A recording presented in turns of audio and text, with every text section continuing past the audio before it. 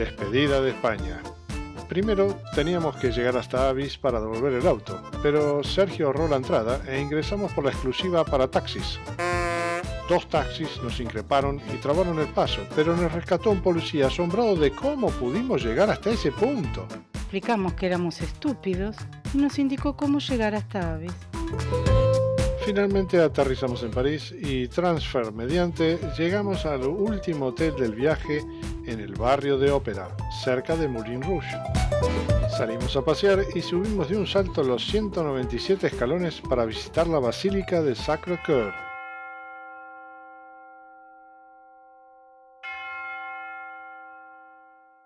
Se trata de una basílica relativamente moderna. Su construcción se inició en 1873 y es de estilo romano-bizantino. Se la construyó en memoria de los franceses caídos durante la Guerra Franco-Prusiana. Su interior es más despejado y simple, libre de ornamentos, aunque no del personal de seguridad. Pulula por todos lados. Escalamos otros 300 escalones hasta el domo de 80 metros de altura, desde donde pudimos dar nuestro primer abrazo a París. En su campanario hay una campana de 3 metros de diámetro y 18,5 toneladas.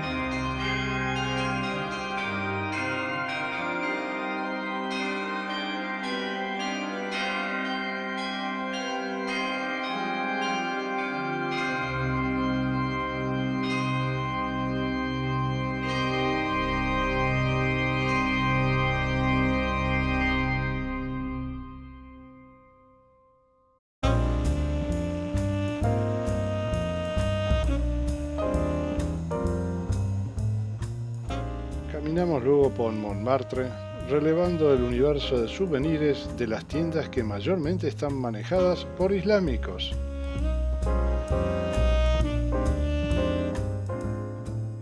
Llegamos a la Place du Tertre, donde rejuvenecimos con una buena pizza.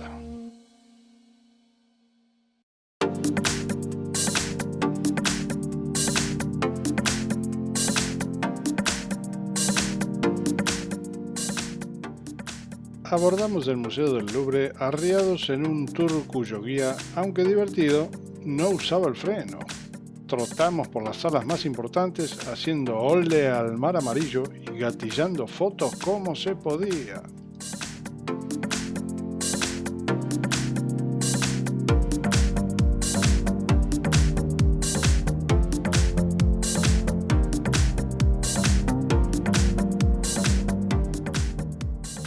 El museo abrió sus puertas en 1793 y se constituyó en modelo para todos los grandes museos nacionales. Las obras que exhibe provienen de colecciones privadas, monarquía, aristocracia e iglesia, pero solo alcanzan a un 8% de las que posee.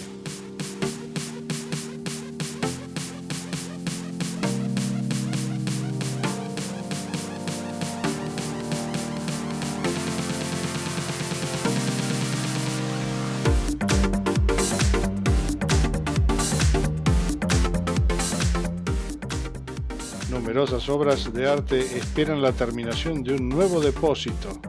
En 2016, una crecida del río Sena obligó a mover miles de piezas de los sótanos a plantas superiores del museo.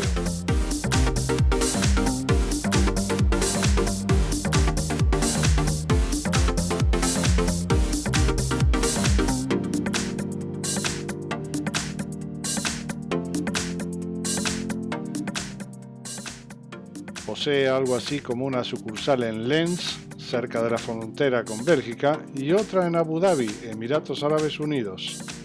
En 2016 Lo visitaron unos 7,3 millones de turistas.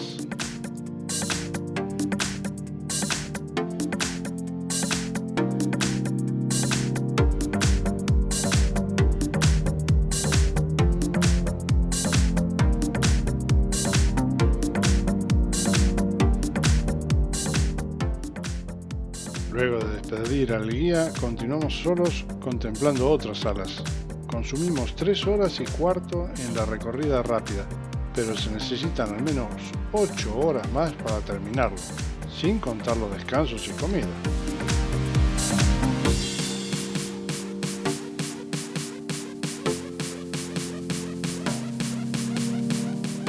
Foto.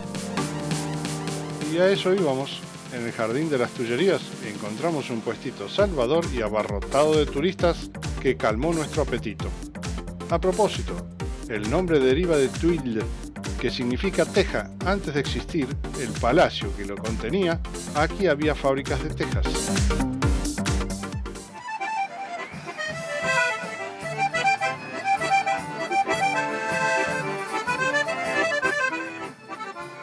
A la tarde-noche hicimos el fantástico paseo Sena por el río Sena y con muy buena comida. Zarpamos y navegamos río arriba hasta el Boulevard de Austerlitz, unos 14 puentes. El puente nuevo, el más antiguo pese al nombre, cruza el río tocando la isla de la ciudad, donde se encuentra la iglesia de Notre Dame, y es de 1577.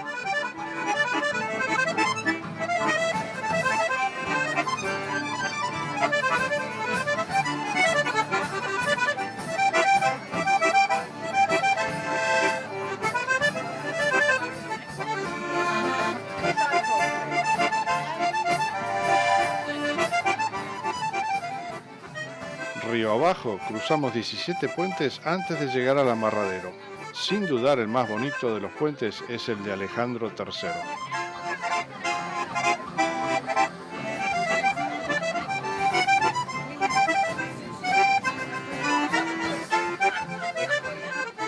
El Sena impuso la identidad de París y en más de 2000 años obligó a sus habitantes a encarar numerosos desafíos.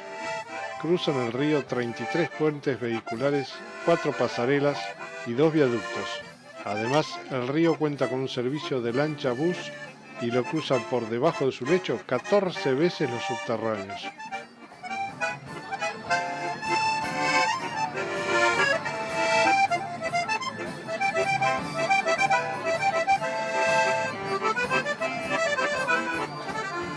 El viaje, que duró 2 horas, fue de unos 14 kilómetros y cenamos a las 6 de la tarde.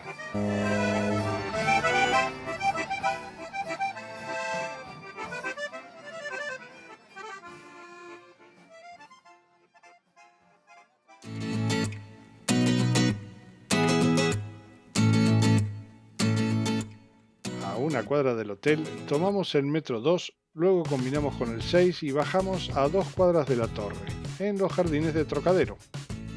La torre está vallada alrededor de sus patas y el acceso está súper controlado. Revisan tickets y mochilas. Pero del lado de afuera de las vallas hay un montón de manteros negros vendiendo souvenirs. Tan atentos a los turistas como a la policía, que hasta viene con caballos para correrlos de ahí. El tour incluía la visita al subsuelo para conocer la maquinaria que maneja los ascensores al segundo nivel. Increíble, funcionó ininterrumpidamente hasta 1986, cuando fue automatizada.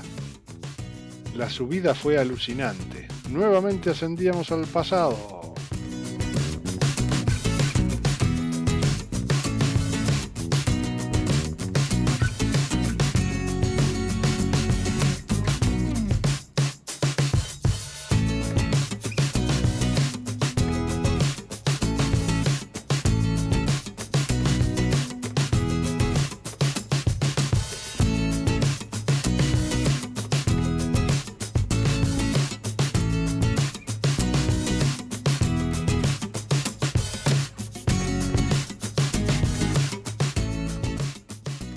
Empezaron a construirla en 1887 y 2 años y 2 meses después, los operarios habían movido unas 10.000 toneladas de acero sin tener un solo accidente. Cada 7 años se la pinta con 60 toneladas de pintura. Y llegamos al segundo nivel, a 149 metros, pero comenzó a llover. No quedaba otra que almorzar.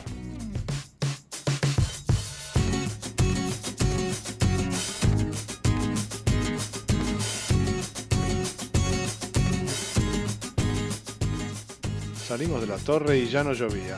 Caminamos bordeando el Sena hasta reencontrarnos con el puente Alejandro III y sus esculturas doradas. Y ahícito nomás conectamos con la avenida Champs-Élysées, donde el Besia se compró unas zapatillas en Adidas mientras yo descansaba sentado. Seguimos unas 9 cuadras hasta el Arco del Triunfo, emplazado en una rotonda donde confluyen 12 avenidas sin semáforo para el tránsito. ¡Qué despelote! Por la noche nos acercamos hasta el famoso Moulin Rouge. Las entradas se sacan con bastante anticipación y cuestan 175 euros por cabeza. Incluye cena con champán, claro.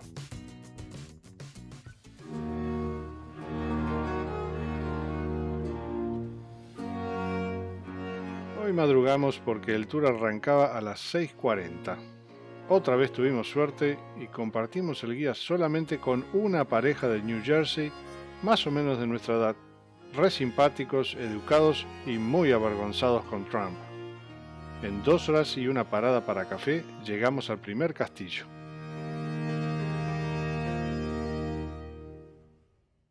El castillo de Chambord es el más grande de los castillos del Loire, pero fue construido para servir solo como un pabellón de caza para el rey Francisco I.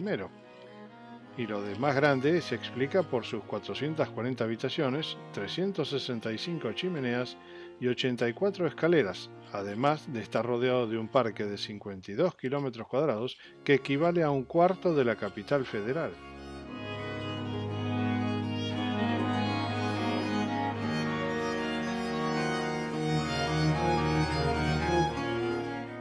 Su construcción demandó 20 años y se terminó en 1539. Francisco I solo pasó 72 días en él.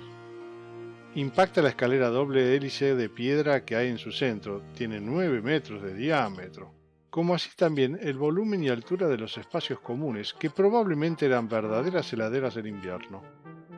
También lo ocupó esporádicamente Luis XIV, quien se trasladaba junto con muebles, tapices, cortinados, vajillas, sirvientes, etc., de un castillo a otro, seguramente en una caravana de galeras y carromatos repletos de baúles y que no superaban los 8 kilómetros por hora.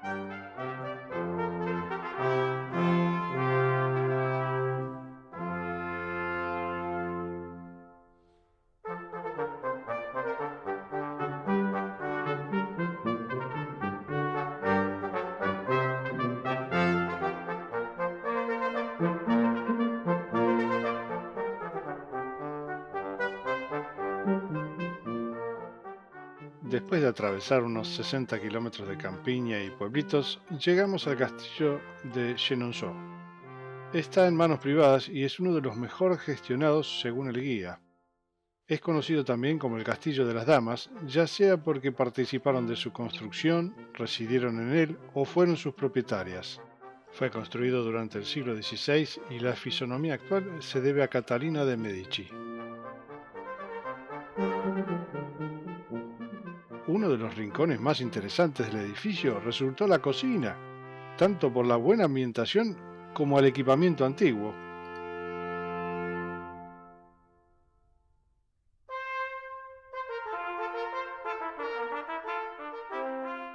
Definitivamente los arreglos florales roban protagonismo. El castillo cuenta con un jardín de más de 1 hectárea, cuidado por una decena de jardineros que cada día colectan flores y hojas para que 2 floristas preparen los arreglos que decoran las salas. Tienen más de 400 rosales y hasta viñedos. Los jardines, canales y bosques muestran un cuidado admirable y tienen un efecto transportador intenso, al menos de las cosas bonitas de la época. Dejamos el castillo y fuimos caminando hasta un restaurante cercano donde chusmeamos con los americanos Sobre el tour, París, trabajo, política y familia. La personalidad del guía era excepcional, y la buena conexión que se impuso en el minigrupo convirtió el tour en un paseo de amigos.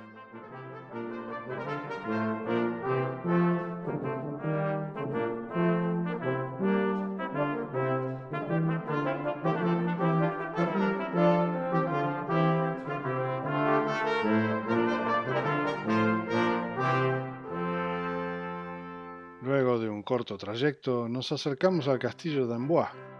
Tiene su origen en una fortificación del siglo XIII y está en el medio de la ciudad. Contiguas a él pueden encontrarse todavía algunas casas de más de 500 años. Como está sobre un promontorio, tiene unas vistas espectaculares, tanto para el río Loire como para el lado de la ciudad.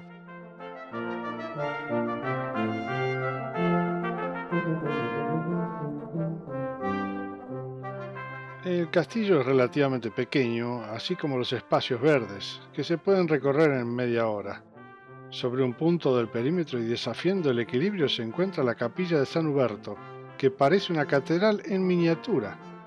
Aquí se encuentra el sepulcro de Leonardo da Vinci, aunque sin restos debido a que fue profanado hacia fines del siglo XVI.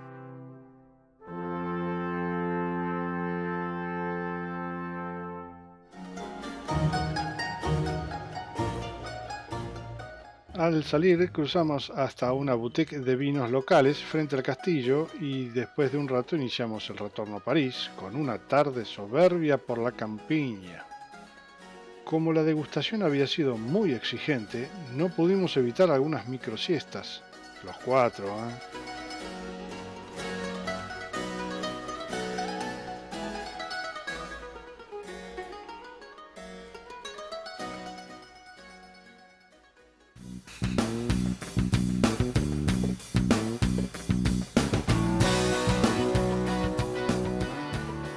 Salimos tempranito para dirigirnos a Gare du Nord, donde salía el tren a Bruselas. En 1 hora 20 y después de 265 kilómetros llegamos a Bruselas para hacer transbordo hacia Brujas. Como llegamos bajo lluvia, arrancamos el paseo con una breve ingesta y ni bien salimos del restaurante abriendo el paraguas, dejó de llover.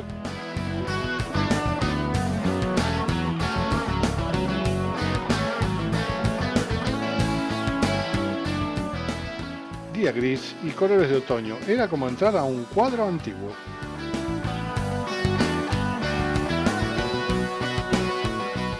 Foto.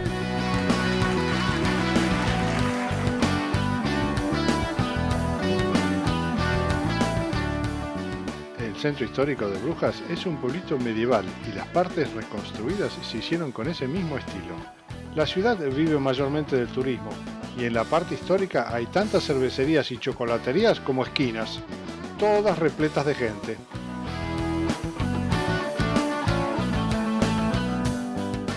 A poco de caminar, el día cambió de humor y nos regaló un solazo poco frecuente.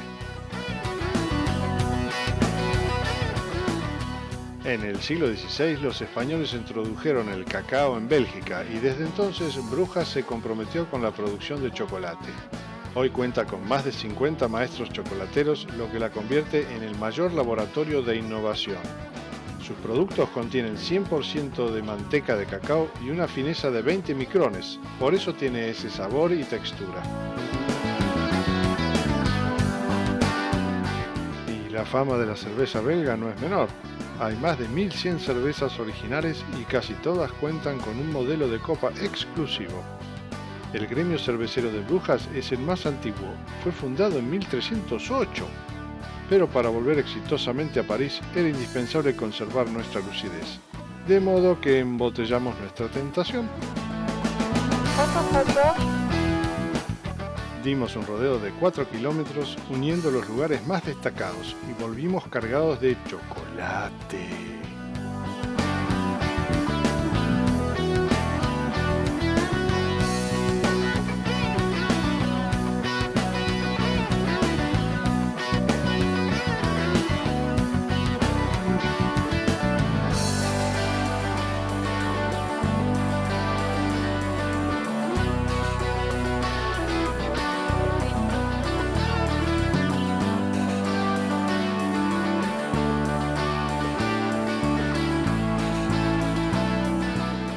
¿Funcionarán los frenos?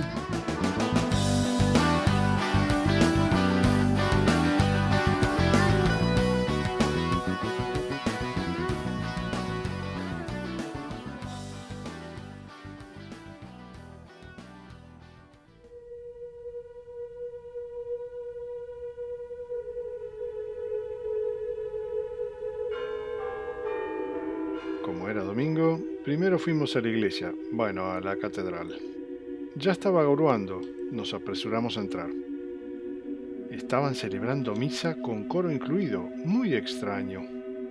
El mismo templo simultáneamente contenía dos sentidos, centenas de turistas circulando ansiosos por las naves laterales, mientras que decenas de locales, quietos y en silencio, oían al Padre.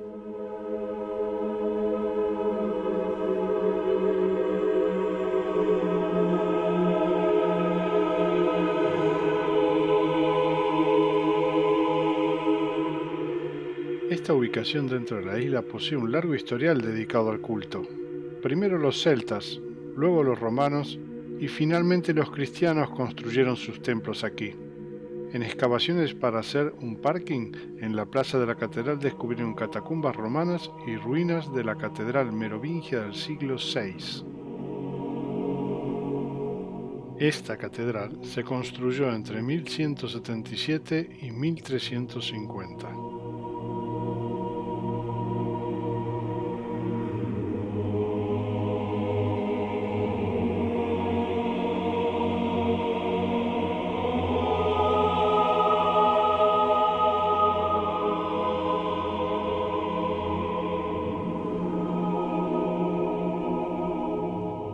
Visitamos el pequeño museo contiguo donde más que ver tesoros, oíamos los murmullos de pasiones cristianas y políticas dentro de las vitrinas.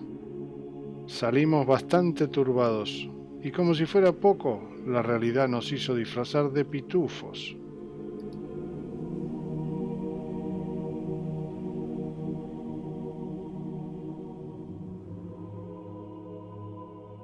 Llegamos luego al Museo de Cluny, cuya temática es la Edad Media. El antiguo castillo está asentado sobre unas antiguas termas galo-romanas del siglo I, cuando París se denominaba Lutecia. Solo exhiben el 10% de las colecciones que posee, y comprende joyería, textiles, tapicería, vitrales, mobiliarios, etc.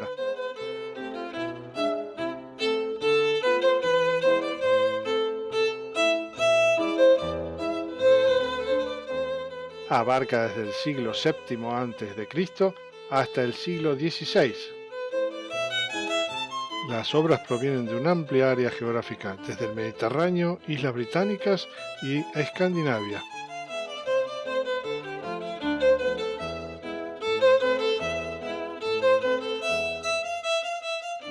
Es un museo poco difundido, realmente muy interesante y da para varias horas. Justo el día que elegimos, la entrada era libre.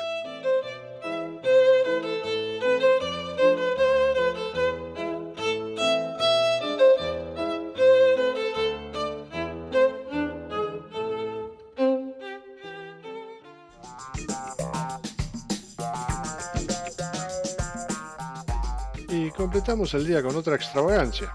Por la tarde fuimos hasta el Espacio Dalí, un cuasi museo con galería de arte.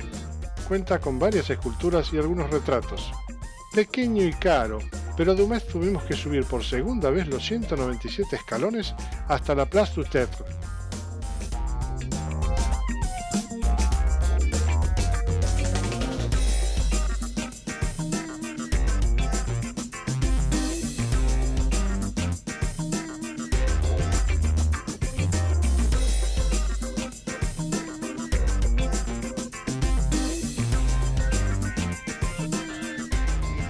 Ya que estábamos tan cerca, fuimos a tomar nuestra última cerveza francesa. Santé, mes amis.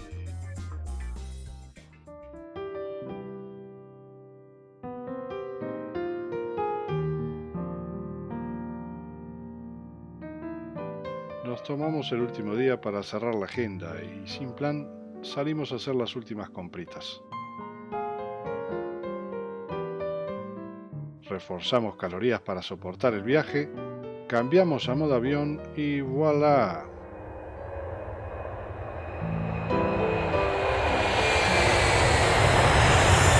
Volvimos con pocas valijas, pero muchos recuerdos.